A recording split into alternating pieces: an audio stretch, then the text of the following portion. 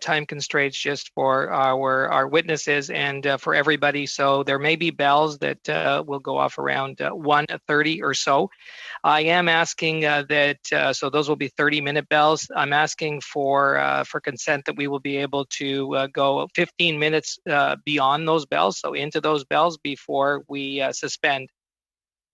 I have consent from members. Yes, okay, I see consent. Great. Okay, so welcome everybody to the third meeting of the House of Commons Subcommittee on International Human Rights. Pursuant to the order of reference of October 27th, Subcommittee is meeting for a briefing on the current situation in Nigeria. Today's meeting is taking place by video conference. To ensure an orderly meeting, I'd like to outline a few rules to follow. Interpretation in this video conference will work very much like in a regular committee meeting. You have the choice at the bottom of your screen of either floor, English, or French. Before speaking, please wait until I recognize you by name. When you are ready to speak, you can click on the microphone icon to activate your mic. A reminder that all comments by members and witnesses should be addressed through the chair. When you are not speaking, your mic should be on mute. I would now like to welcome our witnesses. As an individual, we have DJ Switch from Amnesty International Nigeria. Welcome, DJ. Thank you. We have Osai. Thank you. We have Osai Ojigo, the country director. Welcome, Osai. And from Biofriends in Canada Community Association, we have Tim Okafor and Stella Kemdirim. And welcome to all of you. You will have 5 minutes to be able to make your deputations, and then the members, it will be open to the members for questions. Thank you, and I will hold to those 5 minutes so that we can have as much time as possible for questions from the members. You may commence, DJ Switch. Hello, everybody. Thank you for having me. Just a real quick background of Nigeria and Nigerians. It's a great country with great people, spirited people.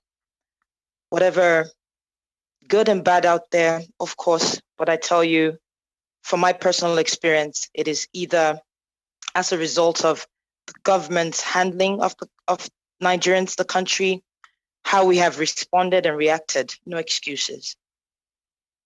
Now, specifically to the day, 20th of October, 2020, we had such Nigerians there, spirited, focused, united in one goal, against injustice, against police brutality, against bad governance.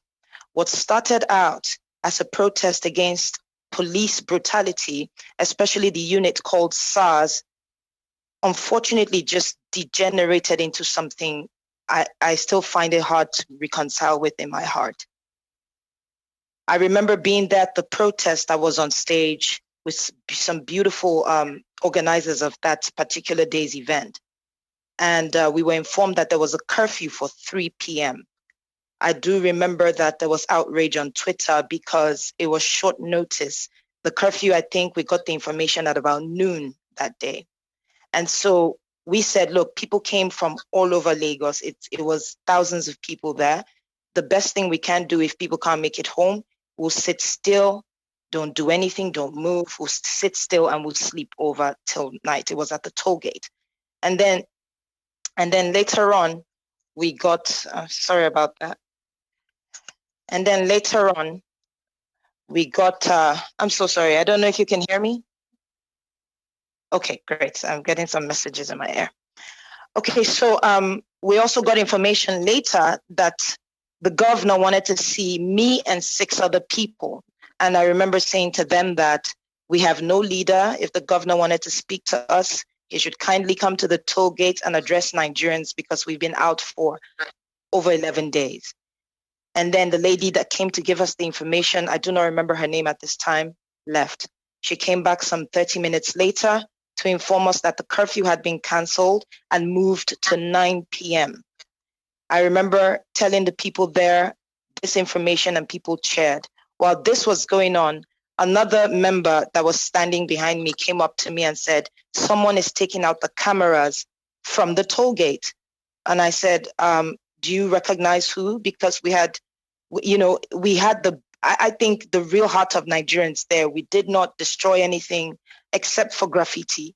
We did not take anything. We did not take anything from the toll gate. We cleaned up after ourselves. So wanted to be sure it wasn't happening. Well, it wasn't a protester that was doing that. And then we found out that it was one of the staff, or, he had the LCC uniform. Those are the people that manage the toll gate.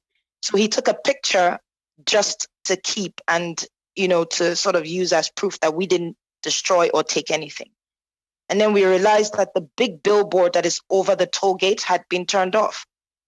And so just before 7, it was like to 7, maybe 6:45, not too sure on the exact time, but to 7, we heard gunshots coming from behind. At first it was chaotic because we didn't know where the gunshots were coming from. We didn't know what the gunshots were about. And then the lights went off. I think the rest of that is just the most tragic thing. I thought I was going to die. I thought we're all going to die. And it was in that moment that I said, let me go live on Instagram so people see what happened to us. People see where we were killed. I just believed that was what was going to happen. And I remember the military came in first. They stopped shooting at some point, and I walked up to one of them and I asked him why he was shooting at us.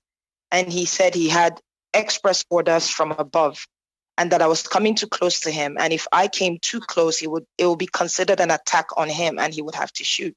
So I moved back and asked everyone to move back. It didn't take maybe another 10 minutes. The shooting started again. I remember seeing 7 people that had been shot down. And we were telling people on my live Instagram to please help us call ambulances, to please help us call CNN, Al Jazeera, Fox News, anybody, BBC, just so that people see what's going on. And then when we noticed that people had called ambulances because we just saw an ambulance coming the first time.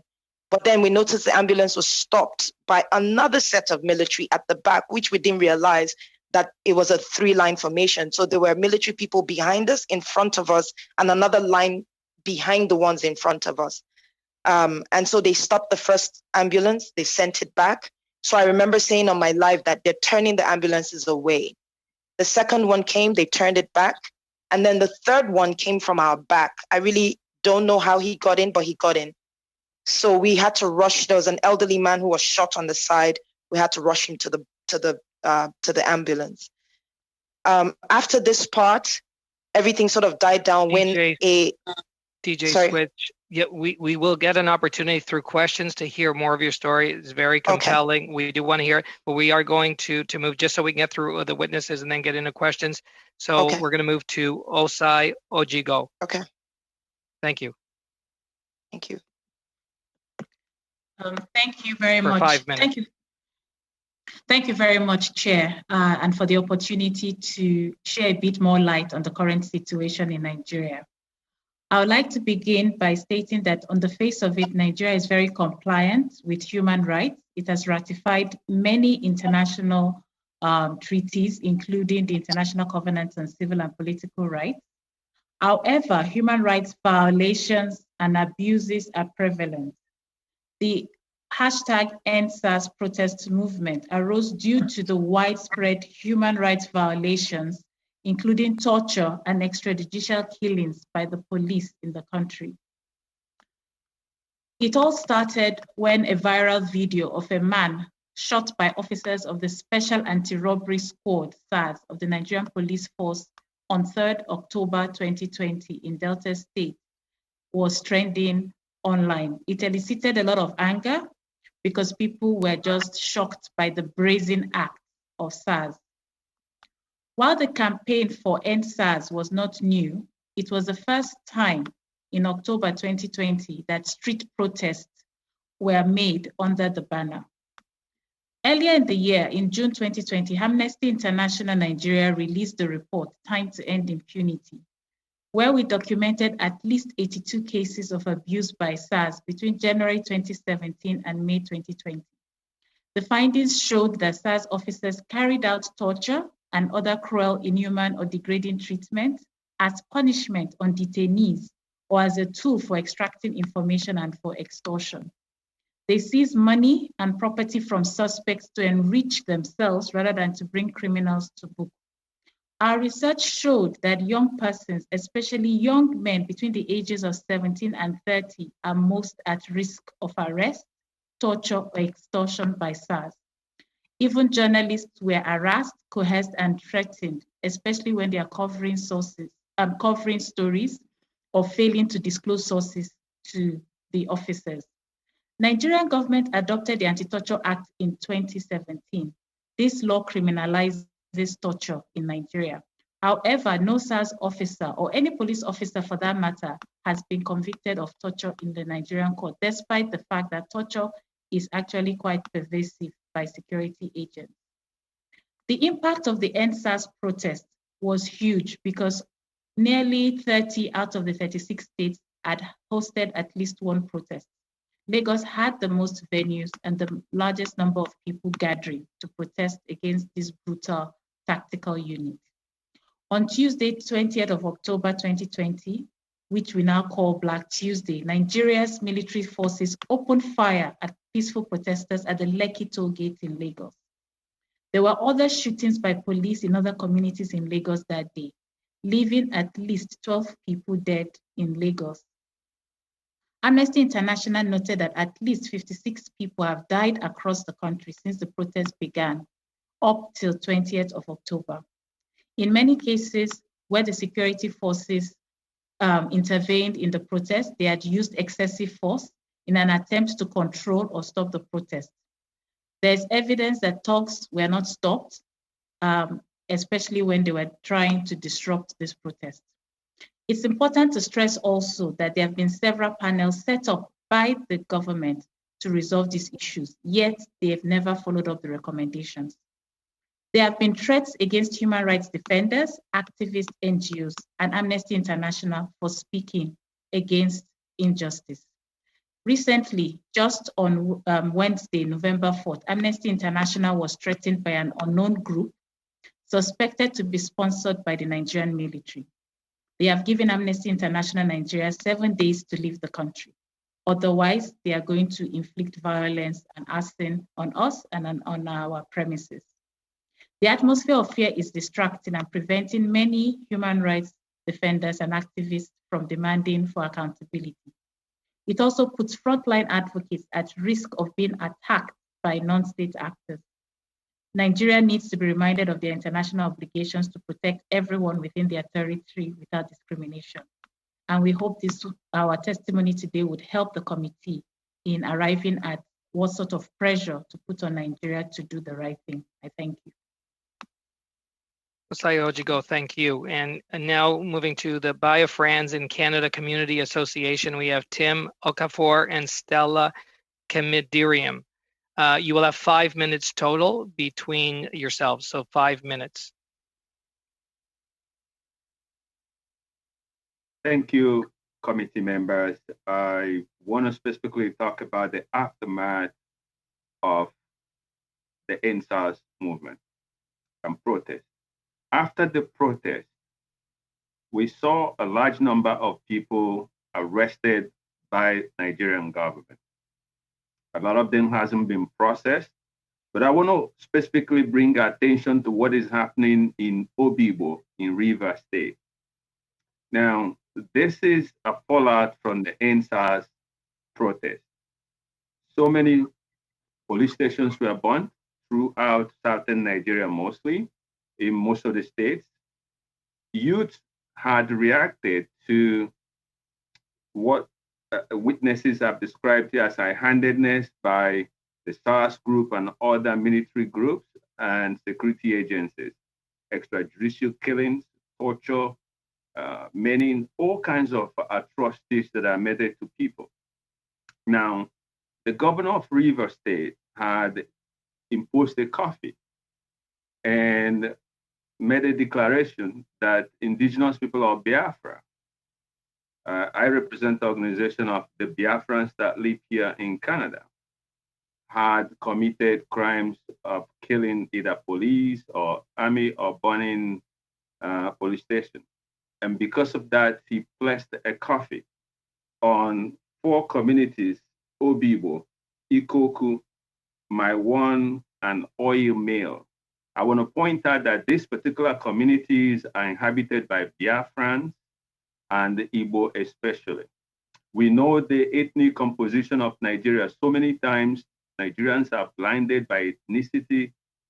They do not see themselves as one country. So the government uses that. It brings up one community against the other. And that again kills the nationalistic philosophy of the nation. But let me stay here. The reason why I'm saying is that while we look at what had happened before, my attention is focused on what is actually happening right now. From the people that we speak on the ground, they've told us that at least 300 young men have lost their life between when government imposed this coffee.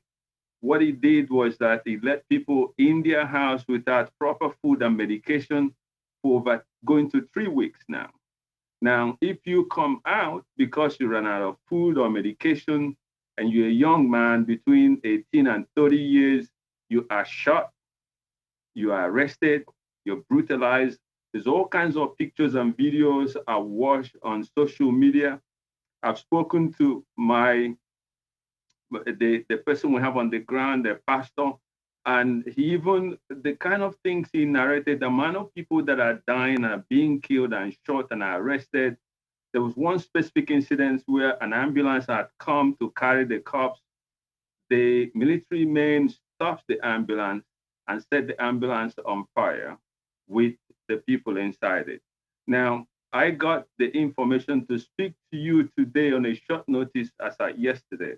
So what I intend to do is I've spoken to our people on the ground to have names, time, all the things we can document so that after this meeting, I'll make that available to this committee, the names of the people who are killed, the impact on their families, what happened. And then one of the striking things they told me is that when they do this, the first thing they do is to make sure nobody get a picture of them.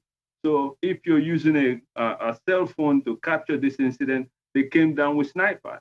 The federal government sent at least 3,000 soldiers in each state of southeastern and southern Nigeria.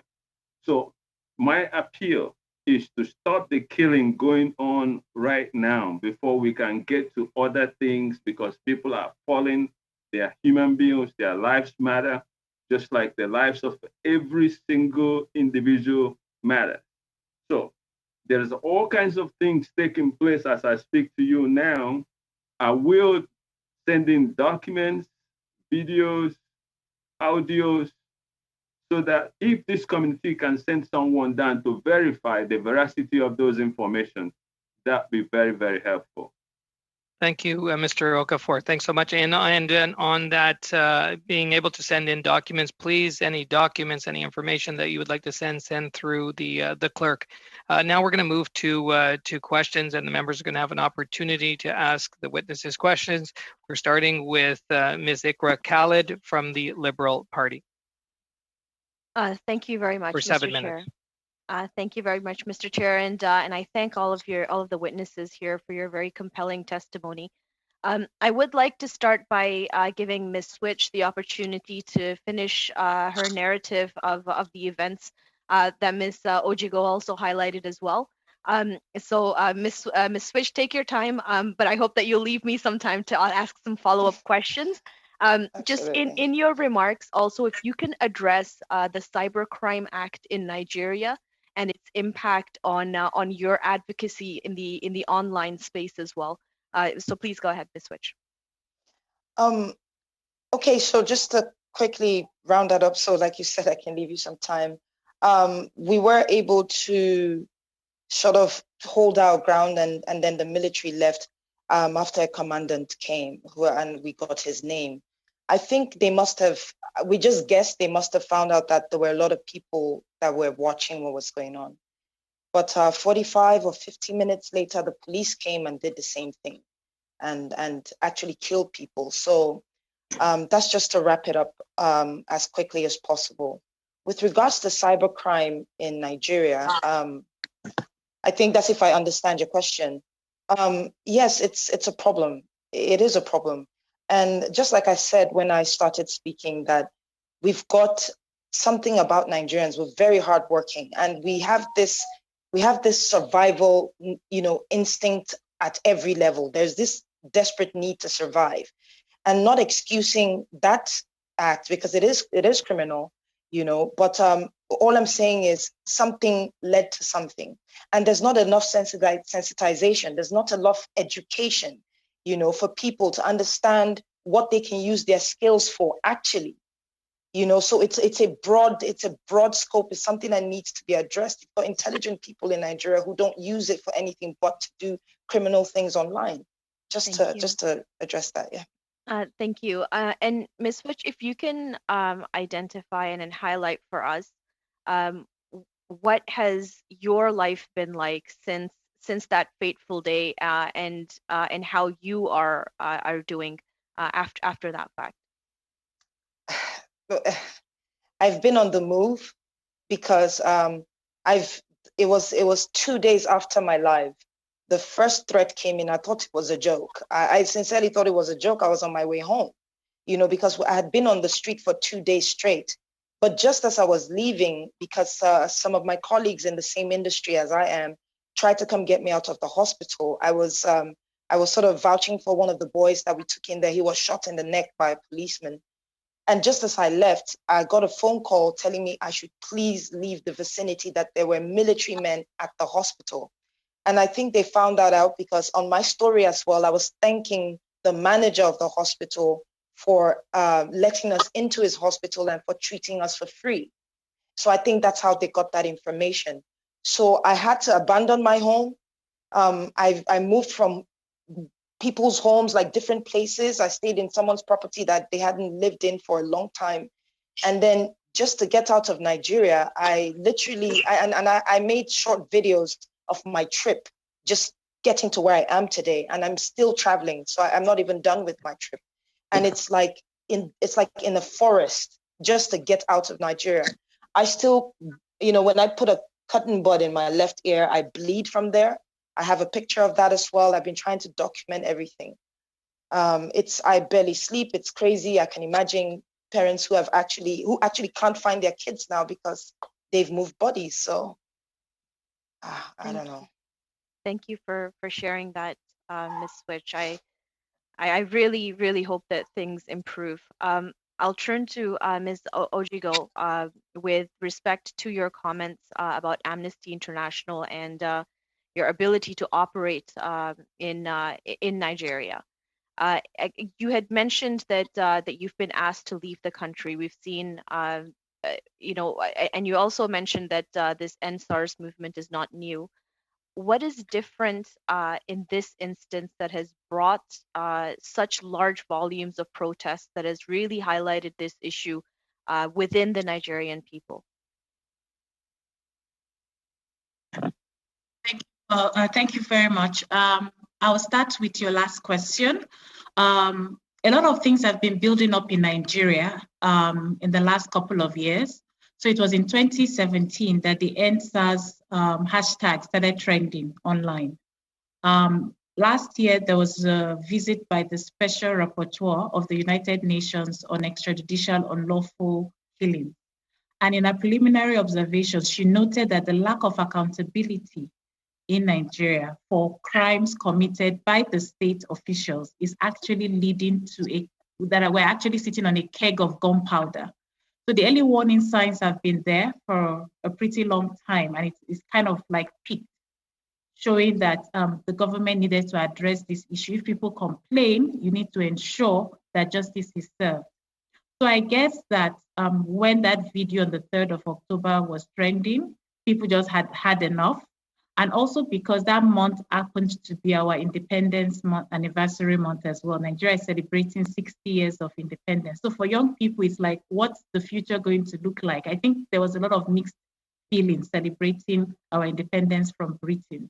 So all of this culminated in addition to poor, we're experiencing one of the worst economic recession of all times in recent times. Prices of things have gone up. So people are like, we can't even walk free on our streets. So we need justice to happen. With regards to the threat to Amnesty International, it's by a group that we suspect is being sponsored by the Nigerian military. We've not been able to directly link them together, but we've been having threats. We've been having staged protests in front of Amnesty offices whenever we release reports. And we've noticed that it's always when there's been a report linked to the military, we'll just have protesters in front of our office. And we have videos to show that afterwards they go and share money and then they leave. But why this threat is particularly worrying for us is not because they've asked us to leave Nigeria. They've asked us many times to do that. But because we are coming out of a period where there's been wanton killings and destruction of property across the country, we've been campaigning against the police. Thank you. And so we feel the people that can protect us might not be in the position to do so. Thank you. We're going to move to the Conservatives with Mr. Chu for 7 minutes. Thank you, Mr. Chair. Nigeria, it's actually very close to my heart. My father once worked in Lagos for a few years, and back in the 80s, 70s, and 80s. So I understand the country through him a lot. Of course, it's been quite a long time since. So I'm going to fire off a few quick questions just to update my expectation on the country itself. It will be appreciated if any of the witnesses can actually take that on. So the first question I have is, assuming that there is an effective police complaint mechanism, has that path been exercised?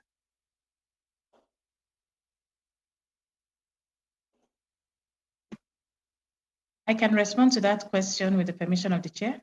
Okay. Yes. Thank you, Mr. Chair. Yes. So Nigeria has the police complaints unit, complaints response unit.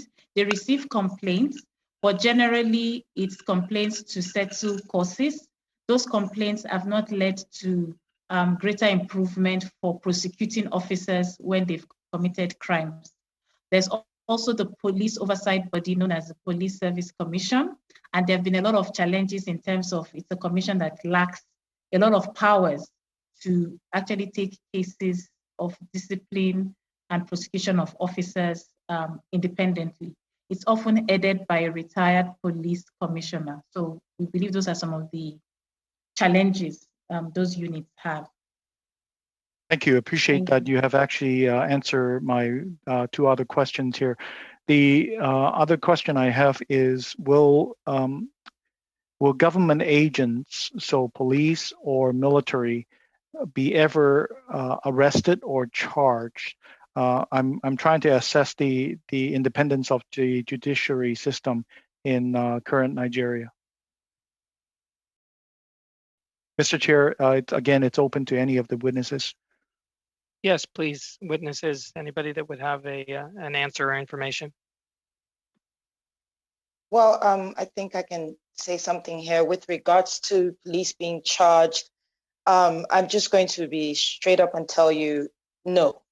There is the facade of policemen being charged. There's the facade of justice, being served, but it's never served, and it has devolved to the point where a policeman can actually say in front of a camera that he would do anything to you and nothing will happen. So that's the short answer. Thank you. I've just joined this meeting in Nigeria. Just joined as one of the witnesses, honorable member of the National Assembly, if you are hearing me. Sure. Through you, Mr. Chair. Go ahead, please.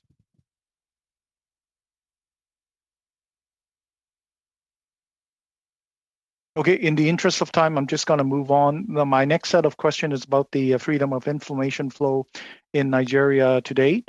Does government have control of media in general? In other words, via strong-armed media, so direct control, or funded biases. So soft armed control.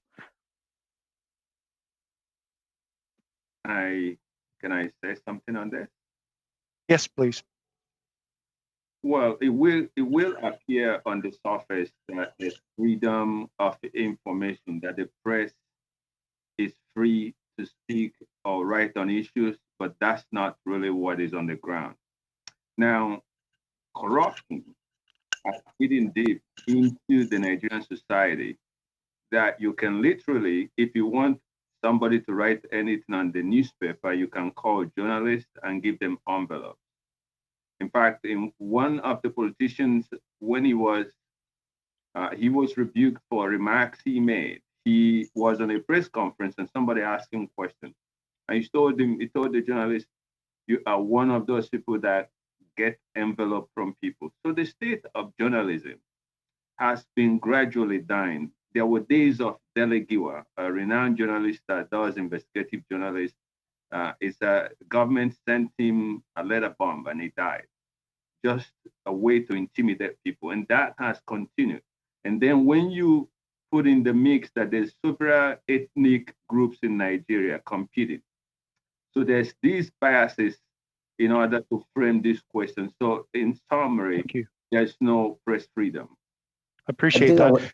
I would like to add something to that, please, if you wouldn't mind. Yes, my name is Abdulrazak Namdas, but I want to say that I've also practiced journalism in Nigeria for close to 20 years. And I happen to be, can you hear me now? Yes. Yes. I happen to practice for over 20 years. And the question, if I got him right, is that is government has control over the media. I want to say that in Nigeria, the government has liberalized the media. People have own private media houses, both electronic and the print media. Of course, government also owns its own media. That is, we talk of NTA, like they want to control. I think the practitioners are the one having problem. If you collect bribe and they write for people, that will not be blame of government. What we are talking is the state, or the state actually stopping people from publishing. I would say yes, because Thank you, Mr. Thank you, Mr. Nandas. And in the interest of time. Thank you, Mr. Chu. How much time we are I have? pressed. Well, the time is over, so we're pressed for time. Okay, we're going to move to thank you to the block member, Mr. Brunel Duceppe, please, for 7 minutes. Thank you very much.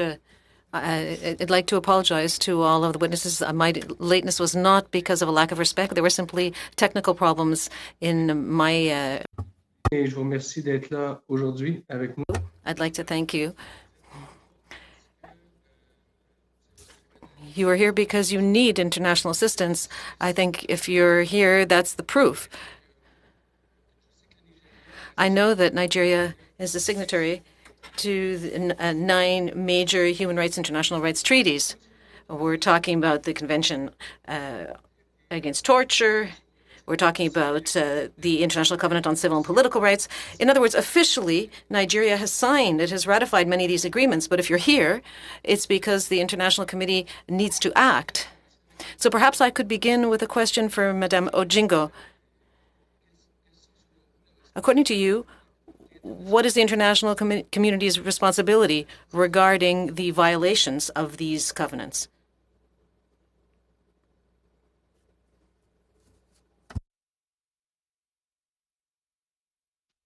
Thank you very much. The international community's responsibility is to impress upon Nigeria to respect the rights of everyone within its territory. Il faut dire au Nigeria de respecter tous les gens qui habitent sur son territoire et de respecter ses obligations internationales en vue du droit international.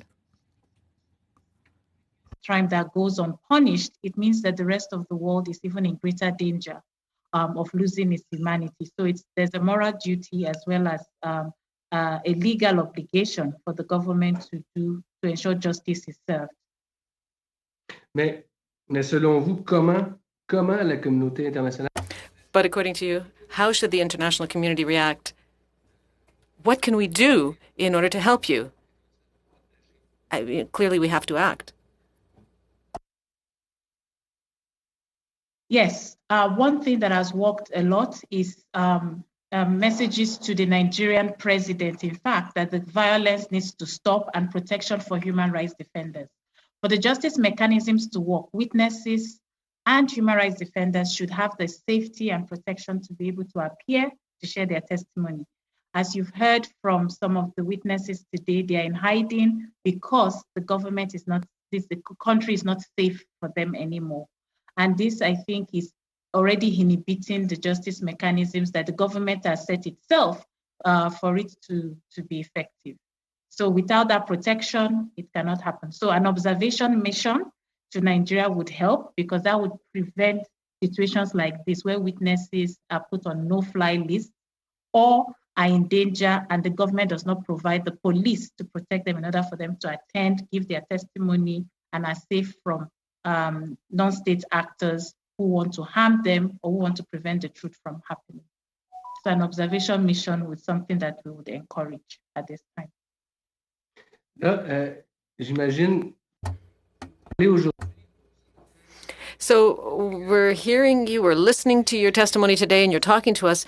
But I would imagine on the other side, the Nigerian government also has to make representations to say that everything is just fine and nothing's going wrong in the country. Have you heard anything about what the Nigerian government is doing? And I'm asking all witnesses this question. So any of you could answer the question, please. Can I respond? Oh, yeah, sure. Okay, it's Stella Pemdo I'm talking. I just wanted to add to what my colleague, Mrs. Ojingo, said. Ojingo, I hope I'm saying that correctly. In addition to what we can expect from the international community.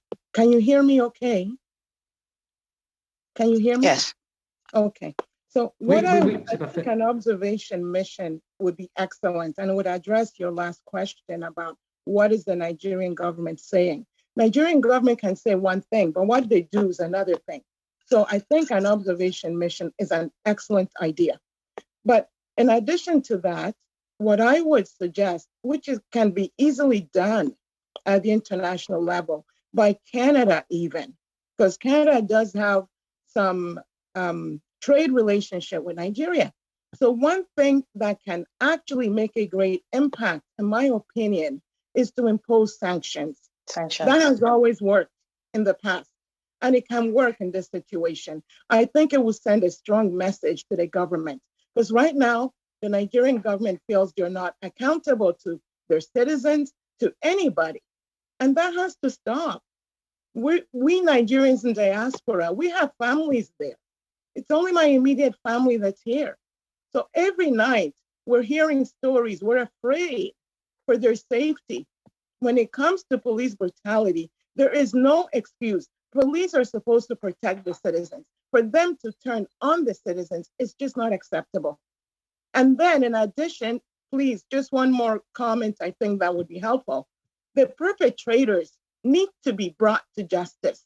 They need to be held accountable. The police, the government or the police department, to answer what your question as to what are they doing, they claim that they have disbanded the SARS unit. They claim they have put up another unit, SWAT unit, they call it. Yes, SWAT. The violence that's happening continues. So to me, these are band-aid solutions. The perpetrators, from the governors, from the chief of police, they need to be held accountable. They need to be brought to justice. Those two measures, I think, is a start. I think if we could impose them at the international level, I think we will see an immediate difference to the lives of these people, to their safety. Thank you. Thank you, Mr. Brunel-Sepp. We're going to move now to the NDP and Ms. McPherson for the short time that we have left, about 4 minutes max. Okay, Max. So thank you very much. I want to say thank you to all of the witnesses who've come and shared with us.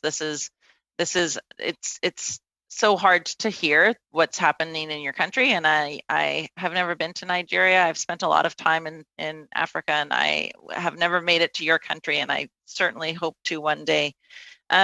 one of the questions I think that I should just follow up in is a few of the questions that my colleague from the block has asked in terms of what we can do. So I do hear that a observation mission would be appropriate, or would be something that would be very desirable. Unfortunately, during the current context of COVID-19, that's very unlikely to be possible. So I am looking at those things that we could do to aid you. One of my questions is, what have other countries offered? What have we seen? If you could give me a scan of what's been happening at the multilateral level. So the history of the statements that we've been seeing out of the United Nations, out of all of those multilateral bodies, as well as support coming from within the African communities, as well as outside of that. If any of you could speak to that, that would be great. If I could speak on that, in terms of the observation mission, we know you have a consulate in Nigeria, and they've participated in some meetings that the government has set for diplomatic community. So it might mean liaising with your commission and consulate and others, friendly countries, to see how they can sort of do some sort of delegation in terms of what is going on ground, because they have observed elections in our country. So perhaps they can also look at the justice mechanisms and raise very serious concerns about what is going on in the country. Other countries like the UK, for example, have issued very strongly worded statements saying they're observing and watching. But the fear is that harm would have already been committed if there's no sort of measure for the government to show that it's doing good by its people. And I guess that is where the missing block is. If that was effective, DJ Switch should not be looking for a way out. In fact, she would be under some witness protection program, and the government would be seeking some justice. So the pressure needs to be, we are seeing what is happening. There's breakdown of law and order. If this is not happening, it might end up leading to some serious complaints before the Security Council at the United Nations, or even some of the special mechanisms to begin to act and question what is going on in the country. And can you tell me, is there been any move from neighboring countries to support emergency refugee or protection to allow people to travel outside of Nigeria for their own protection at this time? You know, I'm quite worried about all of you and your safety. And obviously, we've heard from the witnesses that their families that are in Nigeria are at great risk. Has there been that opportunity? Would that be an option for you, some sort of an immigration or emergency refugee supports? If I may come in here, that would be useful. Yes, please go ahead, DJ Switch. Oh, okay, sorry. If I may come in here, just from my own little experience, just getting myself out of Nigeria and also coming across some military personnel of another country, when they saw my identification, the first thing they did was turn me back. Now, this is not to discredit the nation. If you notice, I didn't mention the name, and I didn't do that on purpose. It is because they don't even want the trouble. Yeah. When I started at the beginning of my own testimony, I said Nigeria is a great nation. It's pretty much the heart of Africa. If we can get our acts together, I believe strongly Africa will begin to get itself together. A lot of countries benefit from Nigeria, and that's a fact, but it's just right there at the top level. There are people who can't fly out of Nigeria right now, and that's why I literally had to walk out of Nigeria. I know I don't have any more time, but I do want to just say that with leaders like you, DJ Switch, with all of you here today, I have great hope for Nigeria. But we will be watching this very closely, and we will be continuing to study this after. I know we have to stop for a moment. Yeah, and thank you. So before we suspend, we just, as Ms. McPherson just said, we'd like to echo that. So for your advocacy, your bravery, your courage, thank you so much. Thank you for informing our committee. This is the British parliamentary system. We are going to suspend members. When we come back, we will be coming back in camera and to discuss committee business. Thank you. Thank you. Suspend.